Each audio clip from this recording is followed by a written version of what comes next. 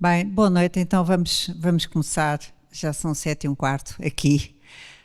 Antes de mais, também obrigada e agradeço a vossa presença, dado o adiantado da hora. O filme foi um pouco mais prolongado que aquilo que eu pensava inicialmente, mas ajudou a contextualizar a situação e problemática que queremos abordar aqui. Também agradeço mais uma vez ao Ricardo ter proporcionado este momento e a sala e a audiência e toda a organização que permitiu que acontecesse o que está a acontecer neste momento. Bem, relativamente às operações de sala, o filme do João Dias contextualizou a situação, uma altura em que os arquitetos trabalharam em colaboração com as comunidades, incorporando uma dimensão social na sua prática, como diz também o Paulo, que está ali em Paulo Tormenta Pinto, que nos está a ouvir. Também foi um movimento que foi protagonizado por alguns arquitetos que trabalharam aqui em Macau, o arquiteto Manuel Vicente, Paulo Samarful, Vicente Bravo, e portanto a partir daí surgiram determinadas experiências também aqui em Macau que iremos abordar. Portanto, numa primeira fase eu iria falar com o professor Paulo, que tem acompanhado em várias realizações esta situação relacionada com o movimento de sal, e que nos pode falar um pouco sobre isso e com as experiências que tem tido também com os alunos no ISCTE e a trabalhar em diversas áreas. Ele é professor universitário, portanto é professor no ISCTE. Aqui a Carlota tem trabalhado também em Macau e protagonizou e trabalhou no ateliê LBA,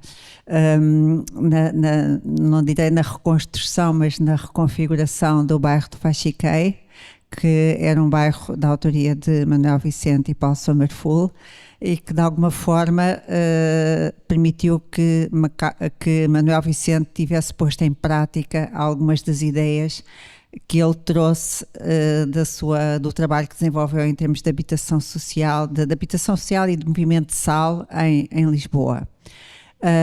Esse bairro do Faxiquei foi destruído, surgiu outro em lugar dele.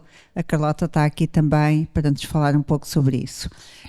E finalmente o Luís Filipe Rocha, que é realizador de cinema, como todos sabemos, e que também fez um filme sobre o sal, Barronhos, Quem Tem Medo do Poder Popular, que eu já vi, alguns de nós aqui também já vimos esse filme, e realmente podemos aperceber da forma como o filme é feito e do papel digamos assim, de intervenção, e que também nos interpela enquanto espectadores e sobre o que foi esse movimento e o que é que ele trouxe a seguir, e a questão política inerente, digamos assim, também à extinção desse movimento. Portanto, tudo isso são equações que estão aqui em causa, que foram abordadas por estes três intervenientes que vamos ter, e agora vou passar-lhes a palavra, não vou demorar mais.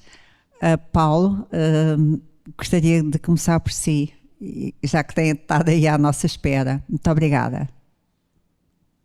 Obrigado, queria cumprimentar a Maria José, cumprimentar os colegas, a Carlota e o Luís Filipe Rocha, também aqui presentes. Portanto, estamos numa diferença de fuso horário. Em Macau estamos no final da tarde, em Lisboa estamos aqui no princípio da manhã de domingo. Eu realmente sinto-me muito entusiasmado e muito honrado por participar aqui no Festival Literário, apresentando aqui algumas reflexões sobre o programa SAL. E para tal, tinha preparado aqui uma breve apresentação que procura contextualizar este momento singular da vida social, arquitetónica em Portugal.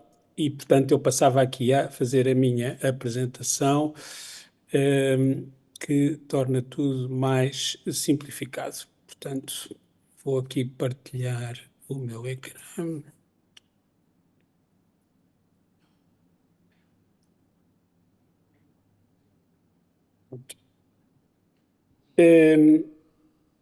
Portanto, eu dei aqui esta apresentação, Nome às Operações de Sal em Portugal, 1974-1976. que o programa SAL, apesar de ser um programa de construção de habitação com muita influência na cultura arquitetónica em Portugal e também no debate social em torno da habitação, é um programa que dura apenas 2 anos. Este programa começa, as bases do programa SAL e o pensamento, a reflexão sobre a habitação começam a ser pensadas ainda antes da Revolução do 25 de Abril, em concreto em 1969, na sequência de um conjunto de reflexões tidas no Laboratório Nacional de Engenharia Civil e em torno da esfera do governo, são identificados problemas complexos na habitação, uma grande escassez de casas, tudo isto motivado em grande medida por alguns focos de industrialização e desenvolvimento do país que ocorrem fundamentalmente na última fase do regime, motivados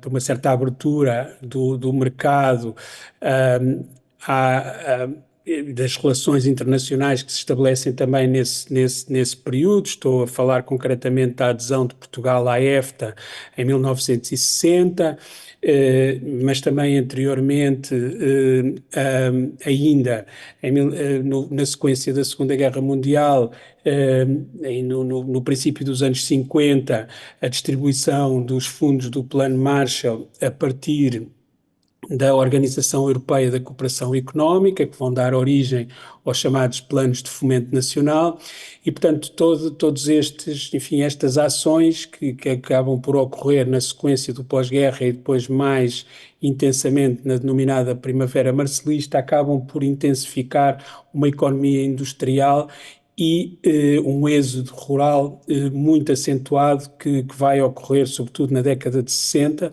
e que, quando chegamos às portas da Revolução em 74, portanto, este processo associado a outros fatores está de facto, digamos, numa dimensão muito acelerada, e aquilo que nós temos é bolsas de habitação precária nas principais cidades, sobre a ocupação de casas, grandes dificuldades de alojamento, muita precariedade ao nível da habitação. E, portanto, estas situações são então equacionadas ainda em 1969 e, portanto, em 1969 é então definida uma estratégia que passa pela criação do Fundo de Fomento, da Habitação, um organismo que passava a tutelar todas as operações em termos de habitação na esfera do Estado, e é aí que são definidas algumas ações concretas de intervenção que depois vão estar na base do programa SAL. Tem em concreto os chamados planos integrados, que são operações de grande escala que vão conquistar as áreas mais periféricas das principais cidades, com os chamados planos integrados de habitação. É também definida a política das cooperativas e da autoconstrução. É claro que quando o 25 de Abril vai eclodir, estas duas derivadas das cooperativas da autoconstrução, que são de facto as áreas de maior emergência traçadas ainda em 69, são essas que vão acabar por avançar num processo de emergência, dando origem ao SAL.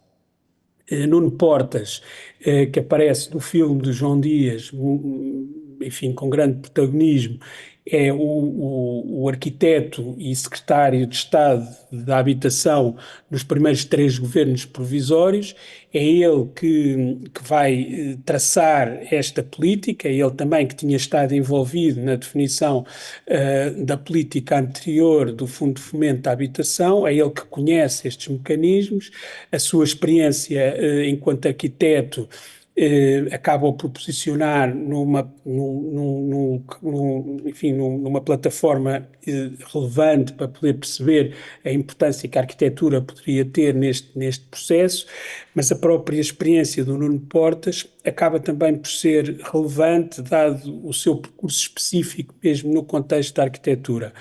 O Nuno Portas vai concluir a sua licenciatura em 59 e vai concluí-la na Escola de Arquitetura do Porto com uma coda, um exame final orientado pelo sociólogo Adérito Cedas Nunes, que é inclusivamente um dos fundadores também do ISCTE, da universidade onde eu dou aulas, e, portanto, com um interesse, com uma tese que aborda a habitação social e a chamada habitação social proposta para a metodologia da sua arquitetura, ou seja, onde ele procura cruzar a arquitetura com as ciências sociais. E o Nuno Portas é, de facto, precursor neste processo, neste casamento da arquitetura com as áreas mais sociais, portanto, toda a sua experiência, primeiro no gabinete de Nuno Teutónio Pereira, e que também aparece no filme do João Dias, mas depois, fundamentalmente, como investigador do Laboratório Nacional de Engenharia Civil a partir de 62, vai-lhe permitir desencadear um conjunto de investigações sobre a habitação e sobre os processos de aplicação da habitação, ou seja, investigações tanto no plano da organização tipológica, como no plano das tecnologias, como no plano da organização social, estabelecendo contactos com inúmeras situações ao nível internacional, onde as situações da precariedade da habitação também se colocavam, nomeadamente no Brasil, estabelecendo contactos com Carlos Nelson dos Santos, portanto um arquiteto que lidava no Rio de Janeiro também com problemas muito complicados ao nível da habitação precária, no Peru com John Turner, que é aliás referenciado também no filme do João Dias, e em Inglaterra nos laboratórios de investigação com Leslie Martin, nomeadamente em Cambridge. Portanto, todas estas relações internacionais permitiram ao Nuno Portas compreender muito bem como é que poderia, enfim, manejar as ferramentas que estavam ao seu alcance para ultrapassar problemas graves da habitação. E o que é bastante curioso é que no Nuno Portas, dado este percurso relacionado com o Laboratório de Engenharia Civil, este seu percurso científico, procura que quando desencadeia o programa SAL, logo a partir do primeiro governo provisório, logo a seguir ao 25 de Abril, transformar este programa numa operação também ela de âmbito científico. E, portanto, logo após a Revolução, pouco tempo depois, ainda antes de iniciar o programa, acaba por reunir em Lisboa com figuras de grande prestígio internacional no campo do urbanismo e das ciências sociais, portanto, antes de lançar verdadeiramente o programa. Portanto, reúne com Bernardo Secchi, Jordi Borja, Manuel Sola Morales, Paulo Cesarelli e também com o sociólogo Manuel Castells, que aliás vai ser uma figura-chave em todo este processo. Aqui a minha apresentação vai focar-se um pouco mais entre Lisboa e Porto, portanto o filme do João Dias aborda muito a situação no Algarve, na parte sul do país, mas em Lisboa e no Porto acaba o programa SAL por ser bastante interessante para caracterizar muito aquilo que viria a ser, digamos, o enquadramento de uma arquitetura e de uma visão arquitetónica que também vai nascer com a Revolução. Portanto, aqui temos as ilhas no Porto, que era a parte da habitação precária que existia na cidade do Porto. Estas ilhas, como o Domingos Tavares explica no filme do João Dias, são extensões para os logradores das casas burguesas que aconteciam ao longo das ruas, criando uma geografia quase invisível da própria cidade. Havia um desígnio que tinha sido lançado ainda no final dos anos 50 pela Câmara do Porto, através do plano de melhoramentos, de erradicar as ilhas do Porto e, portanto, colocando estas pessoas que viviam nas áreas mais centrais da cidade, nos bairros periféricos, que foram, entretanto, construídos na cidade do Porto. Portanto, a cidade do Porto tem um conjunto muito significativo de bairros que foram construídos a partir do final da década de 50 para realojar estas pessoas que viviam nas ilhas. Eram estes tais bairros que tinham todas aquelas normas de ocupação, também caracterizadas no filme do João Dias, e portanto, mas no caso de Lisboa, a situação precária era de uma outra natureza. Os bairros clandestinos eram mais situados na periferia da cidade, eram ocupações de barracas na maior parte dos casos e, portanto, que não tinham esta estrutura tão centralizada em relação àquilo que acontecia, por exemplo, no Porto. E talvez por essa razão o Alexandre Alves Costa acaba por considerar que grande parte do debate e do debate em torno da cidade se diferencia muito no caso de Lisboa e no Porto, e diferenciando também o SAL de Lisboa do SAL do Porto, muito por causa da origem de base da habitação precária. Quando se dá o 25 de Abril, dá-se também o processo de descolonização e, portanto, a somar a esta precariedade que, ao nível da habitação que existia, vem somar-se mais cerca de 500 mil de habitantes que vão fazer com que a população portuguesa, num curtíssimo espaço de tempo, atinja os 9 milhões de habitantes. Portanto, é uma população que, à data do 25 de Abril, tinha cerca de 8.500 habitantes e, portanto, vai somar-se mais 500 mil com o regresso dos portugueses que vieram das colónias e, portanto, ocupando e, portanto, contribuindo para esta precariedade, para a sobreocupação dos espaços, das casas e dos bairros clandestinos. Portanto, o SAL é um programa onde há um grande envolvimento, um grande empoderamento das próprias populações, da sociedade em geral.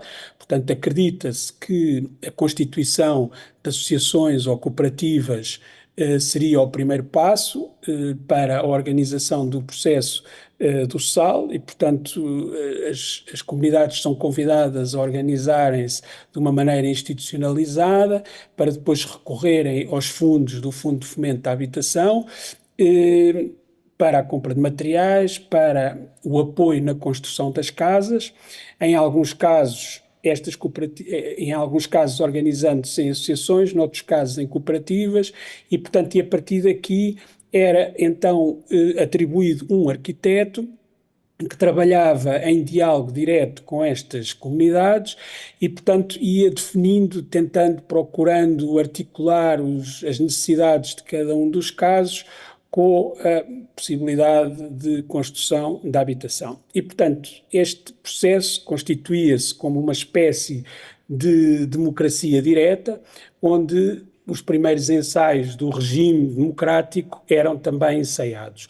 Portanto, as populações acabavam por definir, através destas associações, aquilo que pretendiam, os arquitetos procuravam ir ao encontro e, portanto, havia aqui, digamos, um diálogo muito próximo entre as comunidades e a arquitetura, o que faz com que o SAL também tenha sido um programa muito particular, porque sabemos que depois da estabilização do período democrático, fim do PREC, o período revolucionário em curso, nós passamos para uma democracia representativa e passam a ser as câmaras municipais, os técnicos municipais, etc., o próprio, digamos, regime institucionalizado que coordena as relações entre a arquitetura e as comunidades e entre as populações. Portanto, ou seja, há aqui um momento também muito singular a partir do SAL de ensaio dos primeiros anos do regime democrático.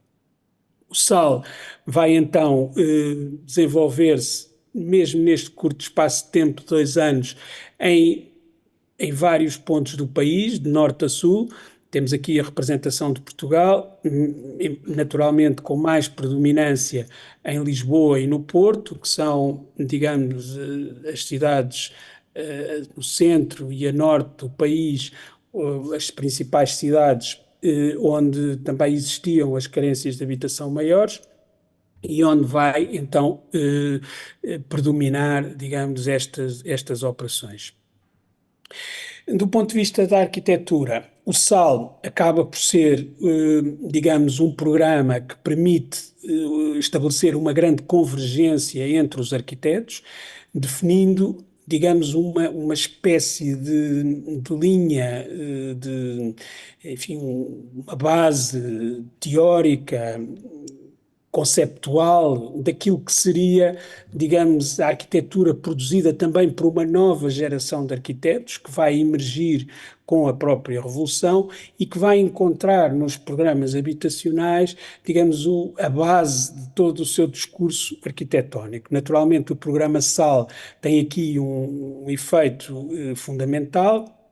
E, portanto, tal como é relatado do ponto de vista internacional, neste famoso número da revista francesa L'Architecture d'aujourd'hui, que é que produz um número dedicado a Portugal 2 anos após a Revolução e que vai, digamos, apresentar do ponto de vista internacional esta geração de arquitetos, estes problemas, este modo de produzir arquitetura e os resultados que também já se conheciam destas operações do ponto de vista habitacional. Entre os artigos da revista Architecture d'aujourd'hui de 76, eu destacaria o artigo do arquiteto Gonçalo Birne, Quelle prémisse pour une architecture nouvelle, onde ele define justamente isto que eu procurava explicitar, ou seja, as premissas de uma arquitetura nova estão definidas nestes programas e são definidas em grande medida a partir de uma certa contenção formal, de uma revisão do movimento moderno, de uma procura de proximidade com as populações, de uma procura até de uma arquitetura que procura nas margens dos limites regulamentares da definição destes espaços, destes conjuntos, a ideia do supérfluo, onde as pessoas possam encontrar mecanismos para a sua liberdade habitacional. Portanto, entre as figuras que são, digamos, apresentadas na arquitetura d'aujourd'hui e entre as figuras-chave da arquitetura portuguesa que vão surgir neste contexto, destaca-se naturalmente a figura de Álvaro Siza, que é, digamos, o arquiteto, enfim, com mais reputação no contexto português, não é? Portanto, o primeiro arquiteto que vai ganhar o Prémio Pritzker, o chamado Prémio Nobel da Arquitetura, logo em 92, e o arquiteto Siza Vieira acaba por ser, digamos, uma espécie de figura de proa e também a arquitetura d'aujourd'hui acaba por dar-lhe um dossiê especial ao trabalho que ele desenvolve e está muito relacionado com as operações SAL desenvolvidas no Porto. Aqui temos o arquiteto Siza no bairro de São Vítor, acompanhando uma campanha topográfica. Temos aqui uma imagem do bairro de São Vítor, que é também referenciado no filme do João Dias. Portanto, pouco depois de terem sido construídos os primeiros edifícios, aqui com as ruínas da cidade antiga que o Álvaro Siza pretendia manter como malha estruturante da ocupação das novas casas. E podemos perceber aqui nesta fotografia grande parte de uma visão, digamos, conceptual, teórica da arquitetura que era aqui ensaiada, ou seja, há uma relação com a própria cidade, com a ruína, com as pré-existências, a própria escala dos edifícios, com grande proximidade com a escala humana, mas sobretudo um diálogo com a cidade existente. Esses princípios são até mais visíveis no conjunto habitacional, que talvez seja o conjunto mais relevante que é construído no programa SAL, que é o bairro da Boça, no Porto, que é começado ainda nos planos do Fundo de Fomento da Habitação, depois passa para o programa SAL e depois vai acabar por ser concluído só em 2006. Mas aquilo que nós conseguimos perceber da tipologia do bairro da Boça no Porto é que, ao contrário daquilo que promovia o plano de fomento, o plano de melhoramentos da cidade que referi há pouco, com a erradicação das ilhas, no centro da cidade, o programa SAL e a visão crítica do Álvaro Siza acaba por andar justamente ao contrário. A tipologia das ilhas acaba por permitir e talvez ser uma solução para as tipologias novas da habitação e a permanência das pessoas no centro da cidade, nos locais onde já habitavam, era também uma derivada fundamental. Por exemplo, aqui no bairro da Boça, aquilo que nós podemos ver é uma tipologia muito baseada na tipologia das ilhas, ou seja, estes corredores que estabelecem o acesso às habitações, portanto, reproduzem, de certa maneira, analogicamente, aquilo que seria uma ocupação das ilhas nas partes traseiras das casas burguesas. Embora aqui não haja o tampão dessas mesmas casas, estas ilhas abrem-se à cidade, mas de qualquer maneira a própria organização tipológica destes conjuntos está muito baseado naquilo que era a tipologia das ilhas do Porto. No caso de Lisboa, temos aqui um mapa onde se definem a maior parte das ocupações, portanto podemos ver o centro da cidade, aqui mais carregado na parte de baixo, e depois as operações localizadas mais na periferia da cidade. E, portanto, isto faz aqui alguma diferença. Por exemplo, temos aqui uma das intervenções do arquiteto Estes Ferreira, a Quinta das Fonsecas Calçada, portanto, uma ocupação muito periférica, né, próxima da via circular que encerra o centro da cidade, que nós chamamos a segunda circular, uma ocupação de habitação que não tem tanto a ver com as ocupações mais baixas, de casas mais unifamiliares que no Porto se ensaiaram e também no Algarve e que foram muito relatadas no filme do João Dias.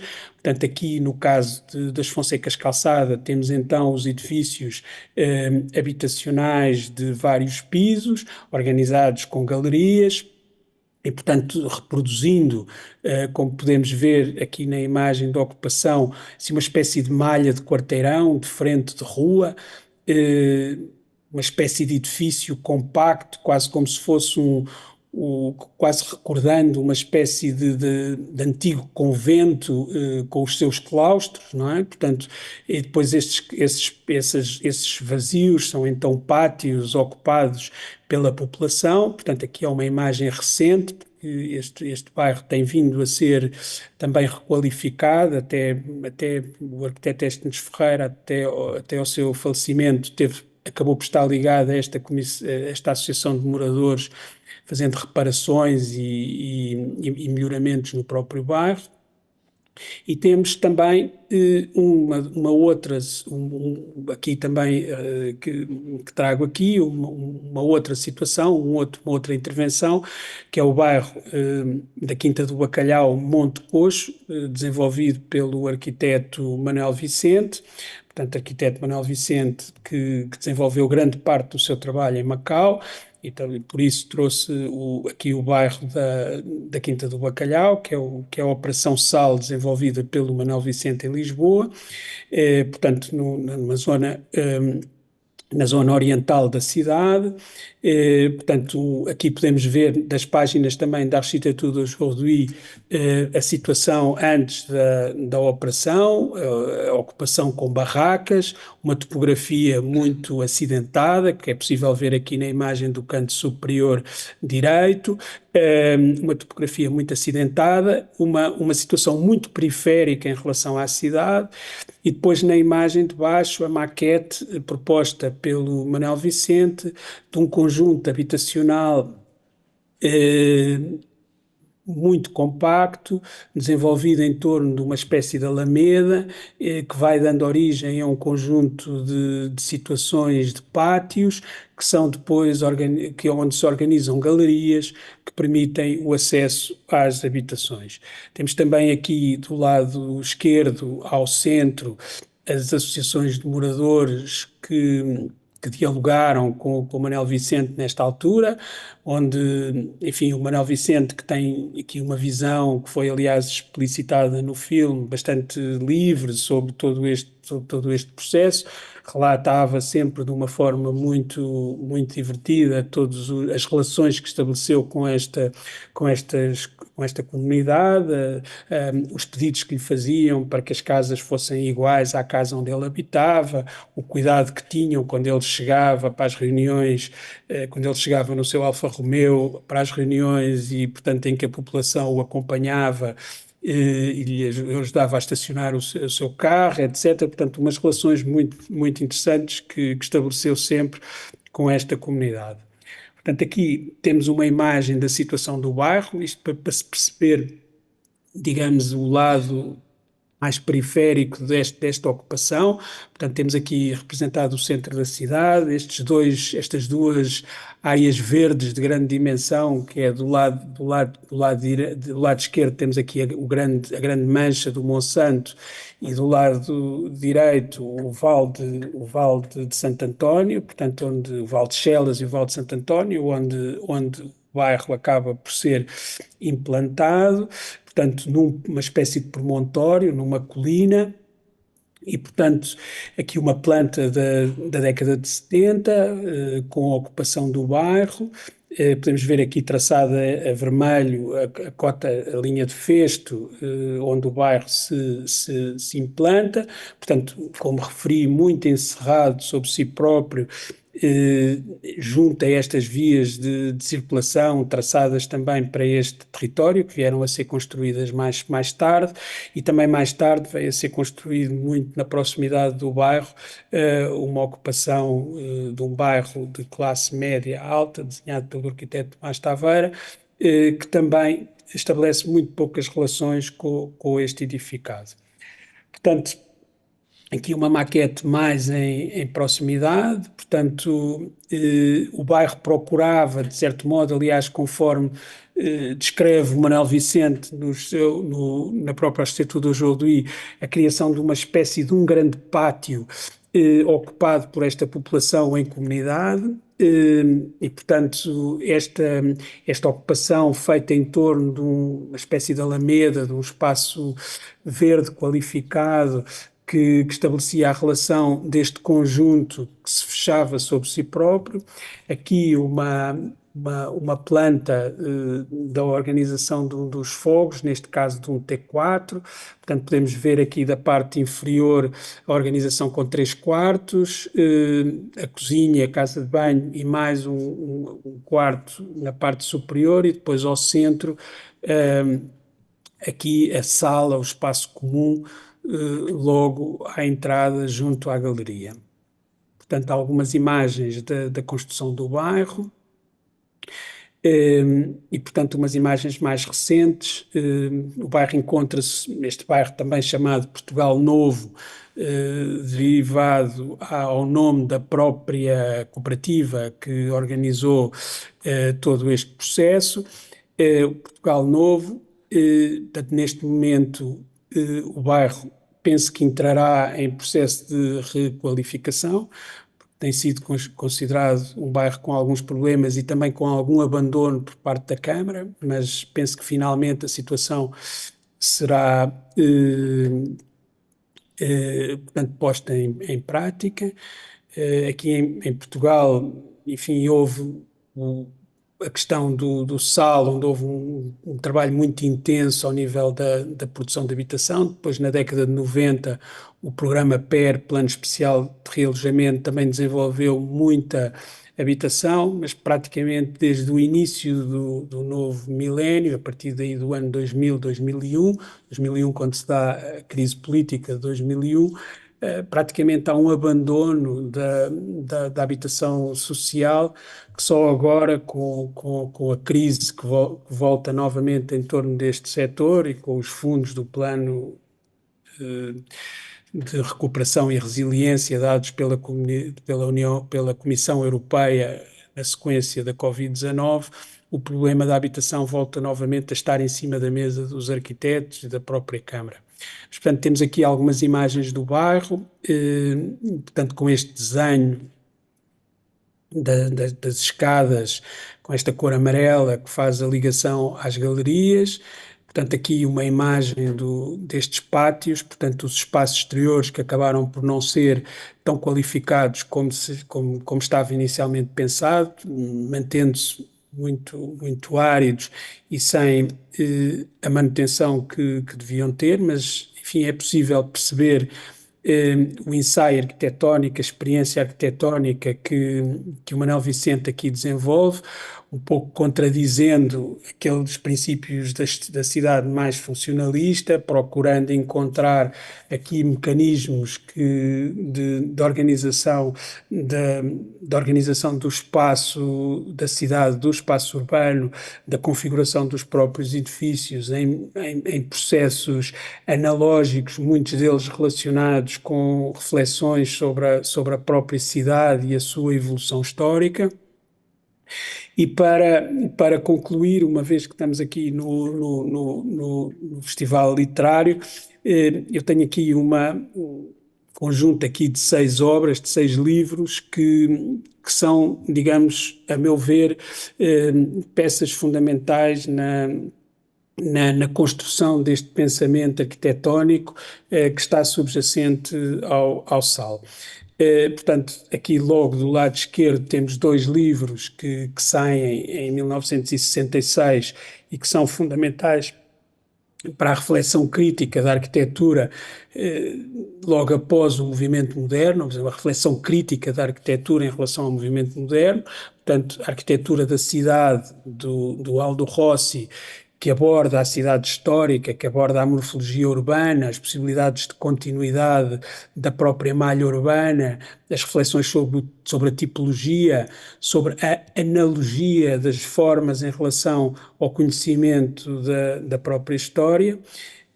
Também Complexity and Contradiction in Architecture, um livro do Roberto Venturi, livro seminal de Roberto Venturi, talvez a Bíblia do Manuel Vicente, o livro que, um pouco na mesma sequência do Rossi, também estabelece os princípios, enfim, críticos em relação ao movimento moderno, falando de uma arquitetura de sobreposições, de contradições, de incorporação de questões de vária ordem, das questões populares, das questões mais eruditas, e, portanto, estas questões nós podemos encontrar no processo, no desenho que os arquitetos, na procura conceptual que é feita a propósito do Sal. Logo aqui ao centro, digamos, as 2 obras, mais no campo da sociologia, são obras fundamentais também para a reflexão mais idealista dos princípios que estão em torno do Sal, portanto, o Direito à Cidade, do Henri Lefebvre, de 68, e a Questão Urbana, do Manuel Castells, de 72, 2 sociólogos que se degladiam em torno de princípios, apesar de tudo, comuns. Por um lado, a produção social do espaço, do Henrique Lefebvre; por outro lado, o Manuel Castells, o papel das instituições na definição dos desígnios da própria organização do espaço urbano. Enfim, não obstante os princípios marxistas subjacentes a cada um deles, há diferenças que depois se traduzem em algumas das questões que foram também abordadas no filme do João Dias. Portanto, ou a cidade é construída pelas populações, ou a cidade é institucionalizada e é o resultado da própria produção do Estado, não é? Portanto, e aqui do lado esquerdo, 2 obras que são fundamentais no imaginário também destes arquitetos e que são também uma espécie de plataformas de posicionamento da arquitetura portuguesa numa certa convicção que poderia ter uma dimensão internacional. Portanto, por um lado, o estudo do José Augusto França sobre a cidade pombalina, portanto, Une ville des Lumières, la Lisbonne de Pombal, que resulta de toda a investigação sobre a cidade iluminista do século XVIII, que é a sua tese de doutoramento apresentada na Sorbonne e publicada em 65, e o livro de Plain Architecture, Arquitetura Chã, do americano George Kubler, que, enfim, que faz uma pesquisa em Portugal sobre a arquitetura do período maneirista, renascentista, e que é publicado em 72 e que vai ser interpretado pelos arquitetos desta geração como um argumento fundamental para reverem toda essa produção que sempre foi considerada uma produção menor, que olha para o espaço do centro da Europa como uma arquitetura que afinal interessava do ponto de vista internacional. Portanto, o Duarte Cabral de Melo foi um dos arquitetos que também esteve relacionado com o programa da habitação social, acompanhando o Vítor Figueiredo, um arquiteto também que produziu muita habitação social, embora não tenha produzido habitação no âmbito do SAL. Portanto, escreveu nesta mesma arquitetura do Jordi que, afinal, os arquitetos, a arquitetura que era produzida por esta geração de arquitetos era igual, partilhava das mesmas derivadas desta arquitetura menor que era abordada por George Kubler na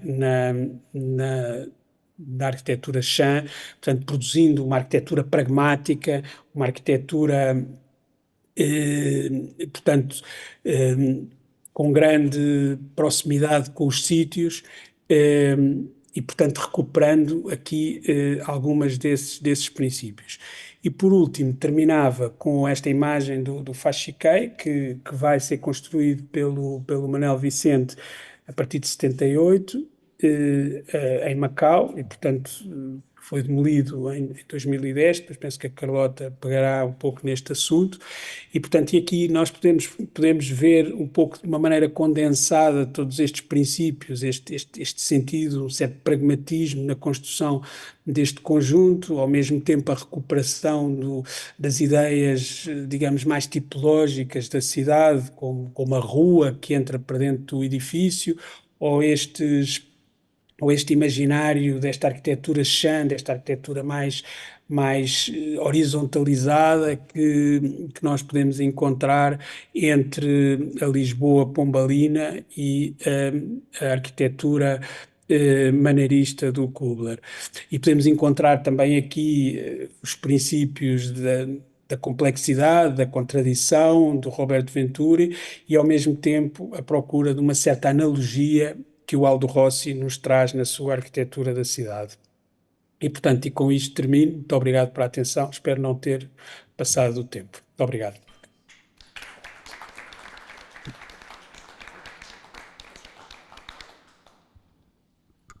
Muito obrigada.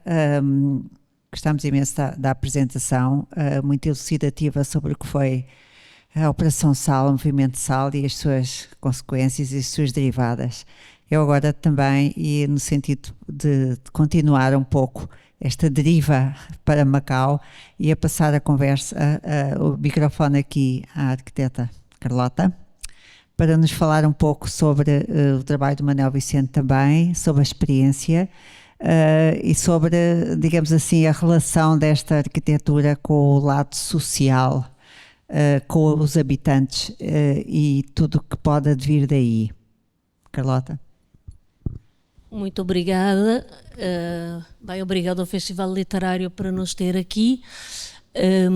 E eu, sem querer voltar atrás as coisas que o Paulo Tormenta Pinto já falou, mas ia começar a minha apresentação. Portanto, decidi falar de 4 projetos, 2 projetos do Manuel Vicente, portanto, a Quinta do Bacalhau, Monte Coxo, o complexo do Fai Chiquei, e 2 projetos do meu ateliê e do Rui Leão, que é exatamente o Fai Chiquei, que veio substituir o Fai Chiquei do Manuel Vicente, e o último projeto que a gente concluiu há coisa de um ano, que ainda tem um nome esquisito, chama-se B10, que é o nome do lote onde ele está inserido.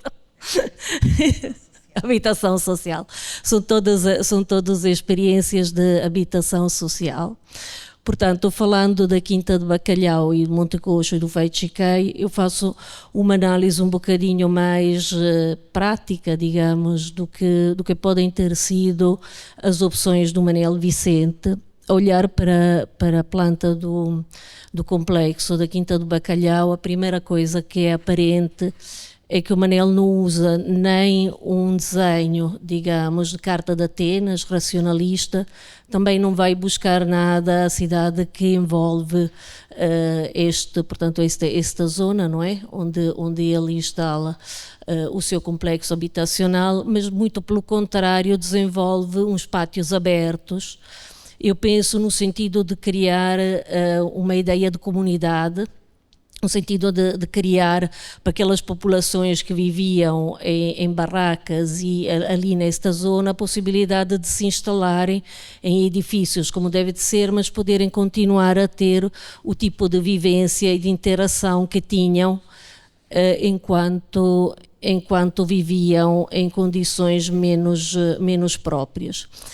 Uma das características dessa planta, digamos, a implantação deste edifício, para mim, é a sua extrema permeabilidade e o diálogo que os pátios instituem uns com os outros. E nesse sentido o fato também do Manel ter decidido pôr as escadas logo aqui nas pontinhas destes pátios denota o fato que ele devia achar que os pátios podiam vir a funcionar como as zonas de convívio e que eles de qualquer maneira funcionam assim, mas o bairro anda muito degradado e portanto se calhar as lojas que ele pôs no resto-chão acabaram por não vingar. Tenho aqui umas fotografias, tanto da obra como depois do edifício acabado de construir, e é de notar que a parte, digamos, do edifício que faz face com a rua que circunda o bairro é um desenho de um edifício bastante cego, com janelas pequeninas, com os volumes, digamos, bastante puros e poucos penetrados, mas o lado do interior dos pátios abre a galeria com uma certa generosidade ao que se previa que pudesse ser a vivência do interior deste bairro. E depois de notar uma questão, digamos, da linguística do Manel Vicente, que é a diferença de cor entre o que é o interior e o que é o exterior, portanto a escada amarela e a guarda da varanda amarela contra o azul da casca exterior do edifício. O Manel, entretanto, portanto, quando ele entra a fazer parte do Fundo de Fomento da Habitação em 1969, vinha de uma experiência de um mestrado na Universidade de Pensilvânia com Louis Kahn, e ele já tinha estado em Macau de 62 a 68. Portanto, faz uma interrupção para tirar o mestrado, entra no Fundo de Fomento da Habitação em Lisboa, e em 1976 regressa a Macau, mantendo de qualquer maneira um ateliê a funcionar em Lisboa. E lhe é encomendado o bairro social do Feichiquei, que ele desenvolve juntamente com o arquiteto Paulo Samarfo.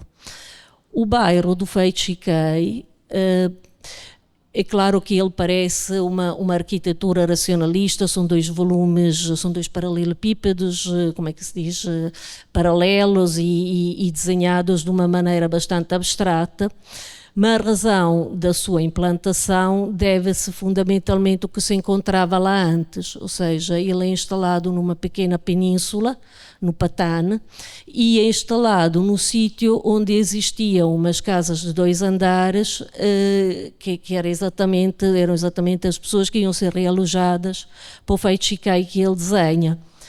E então o desenho deste bairro é um desenho bastante direto, digamos, é a decisão de manter a proporção do pátio exatamente como lá está, e implantar os 2 edifícios no sítio onde existiam aquelas casas mais pequenas, com a ideia, exatamente como também se falou no filme, como o Paulo Tormenta Pinto fala, que as pessoas não gostam de ser deslocadas, não gostam de ir para ambientes que não conhecem, não gostam de proporções que não lhes são congêneres e, portanto, esta ideia do pátio comprido é uma ideia muito típica desta região do sul da China, e o Manel, com uma certa leveza e facilidade, transporta, digamos, esta tipologia corrente numa habitação mais moderna.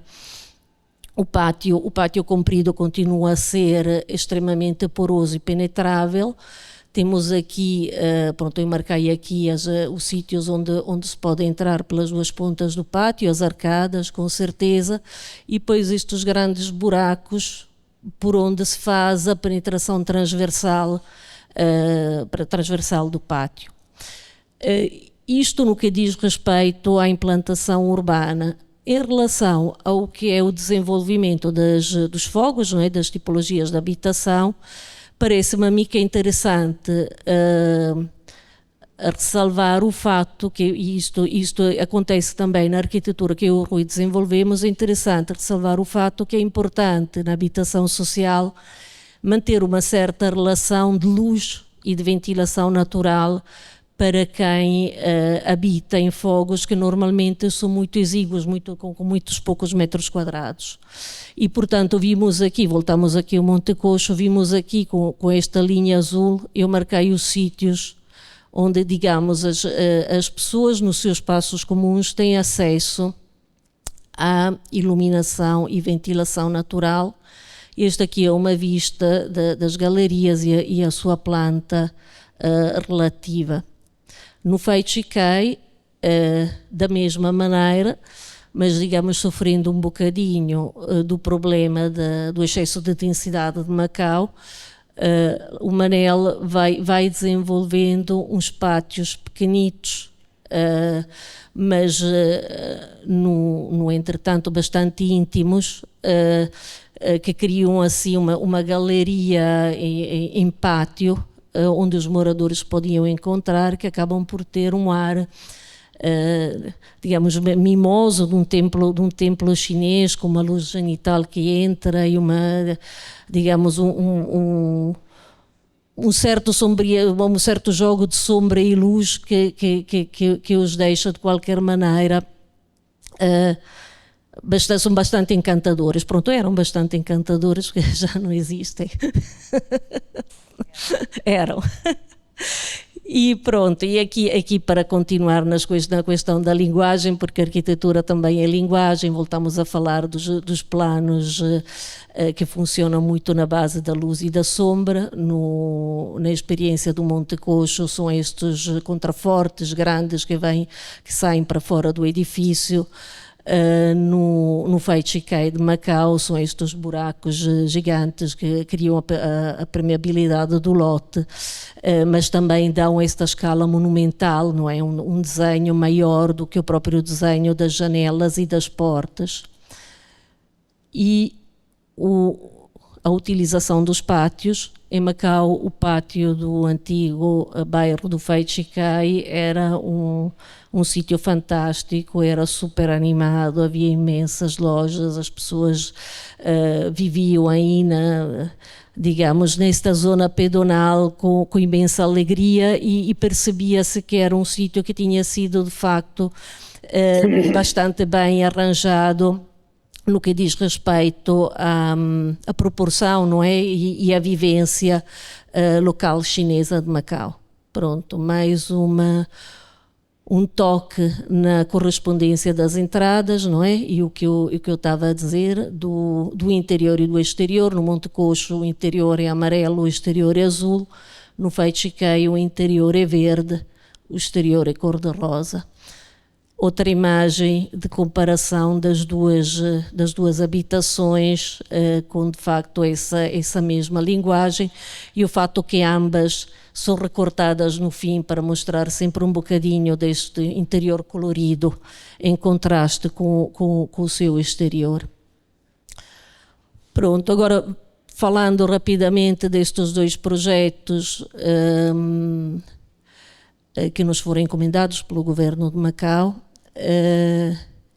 eu queria referir que quando se tem que passar da escala dos 7 andares para a escala dos 30 andares, a habitação social de facto torna-se um exercício muito diferente. E nós temos que ficar a pensar O que é que estamos a fazer? As pessoas que vão viver para casas muito pequenas, e estamos a falar aqui, cada um destes complexos tem 800 apartamentos e apartamentos muito pequenos. Eu posso referir que desde o projeto Sala até agora o tamanho das casas sociais não mudou, é exatamente o mesmo. E posso também referir que, no entender, pelo menos do governo de Macau, casa social é para parecer casa social, não é para competir com o empreendimento público. Portanto, ela tem que ser pobre e tem que ser, digamos, se puder, feia, que assim ninguém a quer. Pronto, e então estamos aqui nessa nossa revisitação do Fei Chiquei. O que é que nós pensamos? Pensamos de desenvolver uma galeria toda à volta do edifício. Esta aqui é uma planta do rechão. Pensamos em manter a porosidade do lote, não é? As ditas penetrações que existiam no Fei Chiquei do Manel Vicente.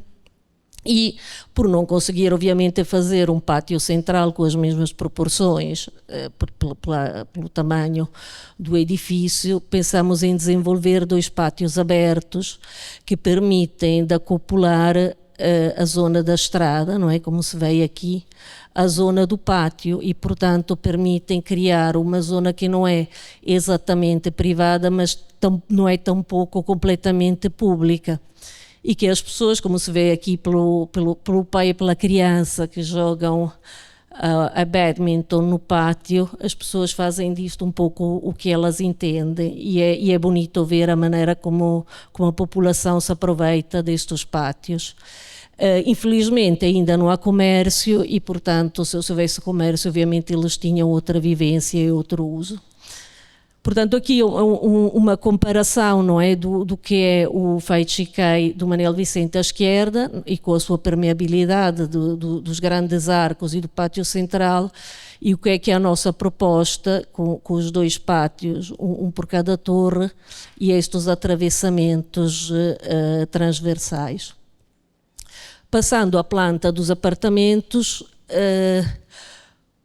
a questão que a gente se pôs foi exatamente essa: quantas destas pessoas que vivem, se calhar, no 20º andar, quantas delas é que depois hão de ir à rua utilizar de facto o espaço que lhes é dado no rechão? E depois há também uma questão de percentagem de pessoas, não é? Isto é, de repente, um empreendimento muito maior e muita mais gente que tem que ir à rua. Portanto, com uma certa esperteza da nossa parte, uma vez que ficou fixado um número de fogos pelo governo, e muito trabalho de ajustar tipologias, eu e o Rui conseguimos libertar em cada torre uma zona que é para nada, que é uma zona para os moradores, é uma zona de uso livre, com um duplo pé direito, com uma entrada de ar e luz natural, que permite tanto digamos, a criação de bairros dentro do próprio edifício, ou seja, cada 2 andares as pessoas têm uma sala que podem partilhar, que tem a vantagem de poder ser utilizado, como muito fazem o pessoal chinês aqui, trazer a sua cadeirinha de casa, sentar-se ali, conversar com o vizinho, ou simplesmente estar aí a ler um livro, e pode extravasar, digamos, o tamanho da habitação pequena que lhes é dada no momento que eles vêm alugar um apartamento aqui neste edifício. A relação deste espaço, digamos, comum, que existe em todos os pisos, depois faz-se na fachada, com este desenho de fachada que já é maior, e, portanto, é um desenho de fachada que cria a imagem do edifício, que com certeza as janelitas e as verandinhas e não sei quem não tem a capacidade monumental de transferir esta vontade de arquitetura e de imagem para o edifício todo. E agora, rapidamente, que senão Maria José aqui mata-me, porque estou a demorar muito tempo. Essa é a nossa última digamos, o nosso último projeto de habitação social. 10 anos a seguir a este segundo, terceiro, quarto Feichikai. O Manel, quando eu cheguei a Macau em 96, estava a fazer o Feichikai 3, portanto, se calhar o outro é o Feichikai 4, não sei. Mas isto aqui é que é o B10, vive, digamos, das mesmas preocupações do que eu acabei de mostrar. As arcadas todas à volta do lote, as penetrações, a distribuição das entradas. De ressalvar, portanto, ele é este, ressalvar que é uma dificuldade de trabalhar num terreno completamente vazio, não há nada onde uma pessoa se possa agarrar, não há preexistência, não há bairros de pessoas desalojadas, é bastante duro. E, no entanto, agarrando-nos à ideia que desenvolvemos no Feichikai, fomos desenvolvendo aqui uns buracos ao longo da fachada, são bastante evidentes. Já nos vieram dizer que há muita gente que acha que o edifício vai cair porque está tão esburacado, mas afinal o que é que são estes buracos? Os buracos são os pátios, uns jardins suspensos de 3, 4 andares, que permitem aos moradores destas tipologias, que continuam a ser muito pequeninas, e destes corredores que continuam a ser bastante apertados, permitem de ter um seu próprio jardim partilhado. Portanto, temos aqui exemplos, eles são todos diferentes, a diferença do Feichikai, onde eles eram sistematicamente todos iguais. Estes são todos diferentes, estão localizados em vários sítios da fachada do edifício, e permitem, pensamos nós, que as pessoas se reconheçam pelo pátio que lhe calha no piso, não é? E não há piso sem pátios, podem estar em qualquer um dos andares dos pátios, e portanto a gente os vê aqui neste alçado, não é? Estes recortes, e aqui em cima é a foto da aparência que eles têm. Pronto, eu espero que isto muito bem. Pronto. Exatamente um quarto de hora. Obrigada, Carlota. Então, e agora pegando um pouco, isto parece um encadeado, este aspecto social da arquitetura, que mesmo em situações digamos assim, de extrema restrição, porque há uma carência de habitação em Macau, principalmente de habitação social, e o governo pressiona muito os arquitetos, todos nós temos essa experiência, para construir muito em pouco espaço.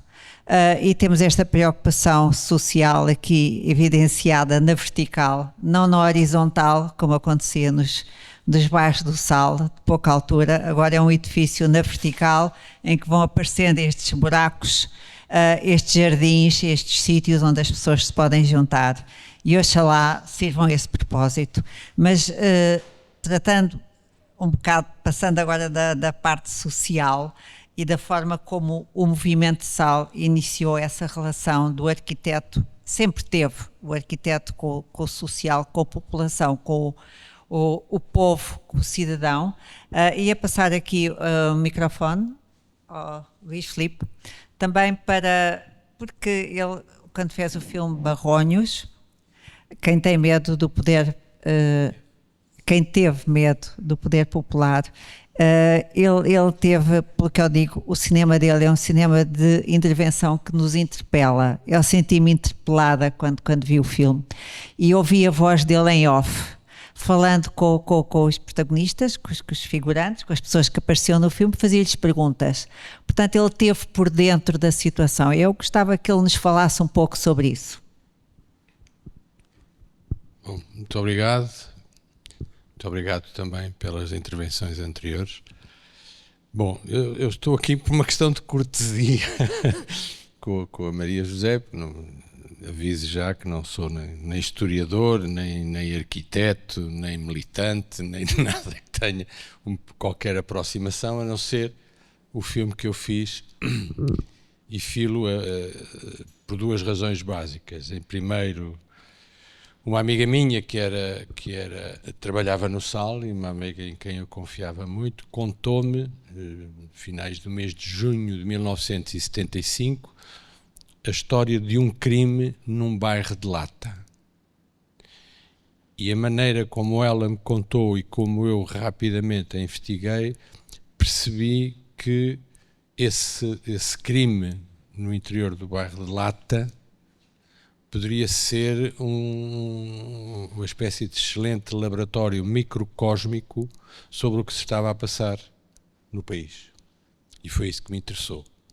De alguma forma, o que o meu filme Barronhos, de alguma maneira, apresenta é a interseção de várias questões. Exatamente, o crime é em junho, finais de junho, eu filmei muito pouco tempo depois, filmei em 10 dias, é o meu primeiro filme, em julho, e depois iniciei a montagem em agosto, só a terminando no final do ano, e já explico porquê. O importante para mim foi tomar essa história e essa situação social muito concreta e muito microcósmica como uma espécie de retrato do que se estava a passar no país, exatamente num momento quase, eu diria, culminante do que foi chamado o verão quente de 1975, que é uma espécie de momento culminante do PREC. E, nesse sentido, o filme constitui um retrato desse período, que é um período que, no fundo, se inicia em 1974, depois do 25 de Abril, que vem em crescendo. 25 de Abril foi um golpe militar clássico e simples, um golpe de Estado militar, e depois, a pouco e pouco, foi-se desencadeando um processo social, político, etc., digamos, entre aspas, revolucionário. Há uma aceleração desse processo com a tentativa de golpe militar outra vez da direita no 11 de março, e aí sim se inicia então aquilo que se chama o PREC. A curiosidade para mim da feitura do filme é que eu faço o filme em pleno verão quente, como disse, julho, agosto, setembro, outubro de 1975, mas tive a oportunidade até de parar a montagem para ir fechar aquilo que para mim foi a questão decisiva, se não mesmo o motor e a solução do 25 de Abril, que foi o fim do Império Português. E, portanto, eu fiz questão de estar presente a títulos sempre, como sempre, onde estou, a título individual, na independência de Angola, no dia 11 de novembro.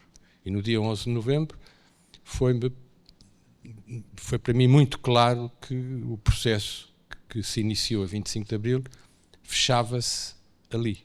25 de Abril foi feito por causa da guerra colonial, e a guerra colonial foi feita para ver se não se encerrava como se encerrou o ciclo imperial português.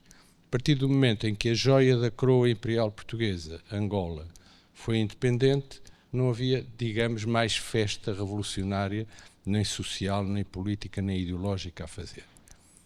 E, portanto, o 25 de novembro, de alguma forma, encerra. E o Barronhos tem para mim, essa virtualidade casual, que é ter sido filmado num momento culminante de grande agitação social, em que se defrontam projetos políticos que vão da extrema-direita à extrema-esquerda, passando por um projeto utópico e idealista a que se chamou o projeto do poder popular, e que depois vai, até que acabou, tudo para casa, e vamos começar outra vez a viver com ordem, com bom senso, etc. Há pouco, revendo, eu já conhecia o filme do João Dias, revendo o filme do João Dias,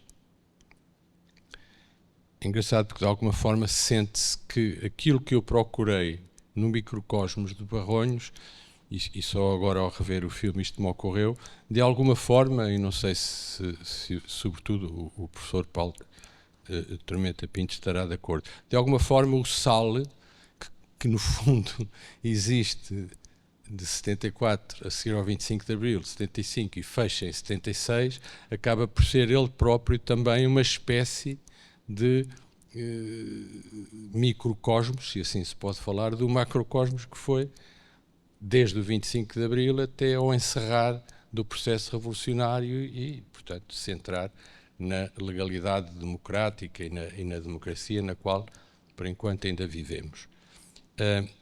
E isso é muito interessante porque, quer no Barronhos, quer, se calhar, ao ouvir o filme do João Dias, há coisas engraçadas de um ponto de vista histórico para quem observa a realidade como cineasta. Volto a dizer, não como sociólogo, não como arquiteto e muito menos como historiador. Que é um processo a que se chamou, desde o Marx, de luta de classes, que depois se vai, digamos, transformando progressivamente na luta partidária e na partidocracia que se lhe segue. E dentro destes dois processos que são macrocósmicos, nós, no fundo, o que temos são os choques de interesses individuais conflituosos e contraditórios, e que, no fundo, esses interesses individuais, conflituais e contraditórios refletem os sonhos, as esperanças e as ambições das pessoas, dos seres humanos em concreto. E isso foi o que me fascinou no Barronhos e, de alguma forma, aquilo que eu acabei de, mais uma vez, revisitar no filme do João Dias, que é a maneira como se entrelaçam, entrechocam e se confrontam estes interesses todos que vão sempre, no meu entender, para além da clássica luta de classes. Incomoda-me um bocadinho mais os conflitos partidários e a forma como a partidocracia vai, e começou cedo no processo revolucionário português, começou logo a sério no início de 75, e isso é, digamos, aquilo que de alguma forma eu, como cineasta, tomo normalmente como matéria narrativa, que é aquilo que vou observando, mas sem perder de vista que, para mim, a âncora do meu trabalho são os seres humanos, os indivíduos, as pessoas em concreto, independentemente depois da nossa macrocósmica pseudovisão coletiva e global do que vai acontecendo à nossa volta. E as pessoas em concreto vivem sempre contraditoriamente choques de sonhos, choques de esperanças, choques de ambições, choques de egos. E isso é uma coisa que é um material com que eu trabalho. Basicamente, quer o meu filme, quer um pouco, o professor Paulo Tormenta Dias provavelmente poderá esclarecer melhor esta minha intuição hoje. A história do Sal é um pouco, se calhar, também possível de ser analisada como a história do 25 de Abril ou 25 de Novembro, que no fundo é o arrumar da casa durante o ano de 76. Com dois elementos, um deles, e bem o professor Paulo Tormenta Pinto introduziu, que é uma coisa que eu cheguei a ter como sonho de fazer também um filme sobre isso, e acabei por não fazer, que é a chegada dos então chamados retornados, portanto todos os portugueses que vieram das ex-colónias, e a forma como este processo também foi sendo vivido tormentosa e tumultuosamente no seio das Forças Armadas, dos militares. E, portanto, tudo isso foram 3 anos, para mim, dos mais exaltantes que eu vivi na vida, e porque estava numa idade também simpática para os viver, entre os 27 e os 30 anos. Mas, pronto, basicamente... Obrigada. Sim, como reflexão, foi muito bom. Professor Paulo, tem algum comentário a fazer sobre esta situação que lhe foi posta aqui? Sim, obrigado. Eu gostei imenso dos comentários de Luís Filipe Rocha, e gostava enfim, de reforçar as coisas que disse, nomeadamente esta questão do sal como uma espécie de microcosmos daquilo que é, digamos, a definição ou o ensaio da própria democracia, que é ali feita naqueles anos, aqueles 2 anos, que estão muito relacionados também com o programa SAL. Aliás, o programa SAL vai acabar em 76, em outubro, e, portanto, pouco tempo depois do, do final do PREC, não é? Portanto, mas de facto a habitação é um dos desígnios da Revolução, não é? Portanto, aliás, este tema do direito à habitação já vinha estabelecido logo em 69, essas atas do colóquio que referenciei já apontavam nesse sentido, pois o direito à habitação vem a ser consagrado na Constituição de 76 portanto, grande parte do debate público em torno da, da nova democracia tem a ver com a questão da habitação. A habitação converge tudo, convergem os arquitetos, convergem os sociólogos, convergem os ensaios da democracia, converge o cinema, não é? Portanto, enfim, temos para além do Barronhos, não é? Temos também o famoso filme do António Cunha Teles sobre os índios da Meia Praia, que também retrata este mesmo período. Temos uma espécie, quer dizer, não podíamos chamar de obra de arte total, mas uma espécie de obra social total, não é? Portanto, para onde tudo converge. E este denominador comum, em grande medida, com muita predominância, é a questão da habitação. A questão da organização da vida depende muito da estabilidade do acesso à habitação como o primeiro direito. Isto é muito interessante perceber como é que isto é estruturante também da própria sociedade. É muito interessante o papel da mulher neste contexto. Portanto, com toda a percepção da importância da estabilidade da casa para o desenvolvimento da própria família, o empenho em todas estas operações e, portanto, tudo isso é muito destacado, não premeditado, mas acaba por estar em jogo, em causa, neste processo. E eu acho que aqui há, de facto, uma série de relações, de inter-relações entre vários pensamentos, várias áreas que são aqui convergentes no programa da habitação e sobretudo durante estes anos. Portanto, uma das coisas que procurei referir também é o ensaio da democracia direta, não é? Portanto, o arquiteto e a população, não é? Portanto, a população diretamente a pedir as suas necessidades, a expor os seus desejos, etc., não é? Portanto, isso, enfim, depois da Constituição de 76, tudo isso vai acabar por se institucionalizar, não é? Há aqui o ensaio destes pensamentos marxistas, não é? Que estão subjacentes às obras do Lefebvre e do Manuel Castells, que estão ali muito presentes no contexto da arquitetura. E depois, só para concluir esta última intervenção, as relações entre a arquitetura e o cinema, como temos aqui o Luís Filipe Rocha, eu acho que também devem ser muito sublinhadas, não é? Portanto, aliás, eu tenho até a ideia que este texto do Gonçalo Birne sobre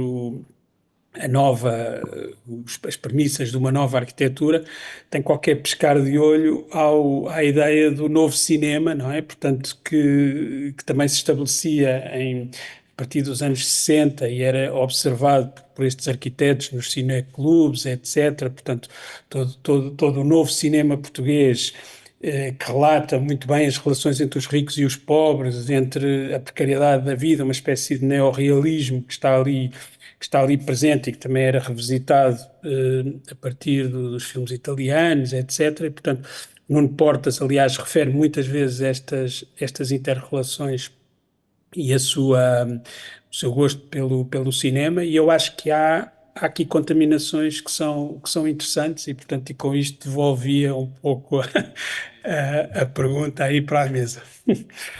Eu queria só agradecer ao professor o seguinte, é muito, muito bom. Um cineasta que eu sempre admirei muito e com o qual aprendi muito foi o Carl Dreyer. E o Carl Dreyer compara, diz que as duas artes mais parecidas que ele conhece é o cinema e a arquitetura.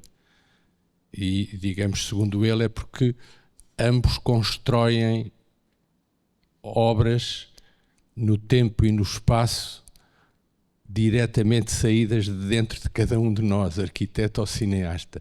E ele diz que o processo de criação e o processo depois de construção, de efetivação, de realização, se quiser, são para ele absolutamente semelhantes. E isso é bom ter falado na relação entre a arquitetura e o cinema, porque o Carl Dreyer leva mesmo a esse ponto de dizer o cinema, a arte que tem mais perto, mais irmã, mais idêntica na sua forma de nascer e de se propor e de se criar, é o cinema e a arquitetura.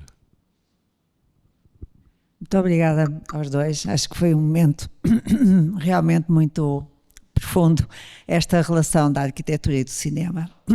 E ao mesmo tempo eu sinto-me satisfeita pelos parceiros que encontro aqui nesta mesa, porque também da apresentação da Carlota e também na construção da arquitetura e das novas arquiteturas.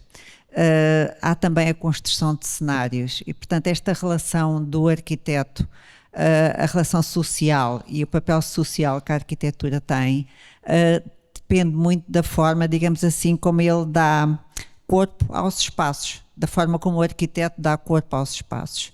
E isto é também a criação de um cenário, a criação do cenário onde se vive. Não sei se a Carlota tem mais alguma coisa a acrescentar ou que já se disse. Eu passo-lhe o microfone e depois a seguir a assistência, se tem alguma coisa a comentar. Sim. Em relação à questão da relação, não é? Tu puseste uma questão, como é que o Sal tinha vindo para Macau, não é? Assim, eu não sei se a Operação Sal